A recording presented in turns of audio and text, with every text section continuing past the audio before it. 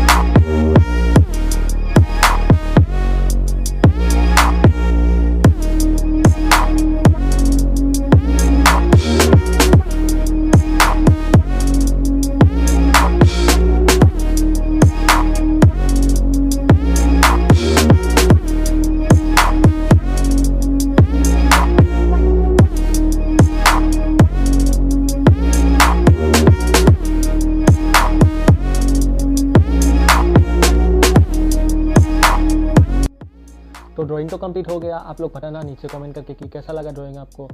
और अगर ऐसा ही आप लोगों को और ड्राइंग मेरा देखना है तो नीचे इंस्टाग्राम का आईडी दे रखा है, उधर जाके आप फॉलो कर सकते हैं मुझे। और अगर आप इस चैनल पे नए हो तो प्लीज़ लाइक करो, सब्सक्राइब करो। मैं ऐसे ही वीडियोस आप लोगों के लिए आगे लेके आता रहूँगा। तो दोस्तों आज के लिए बस इतना ही, मिलते हैं अगले वीडियो में, तब तक के लिए बाय बाय।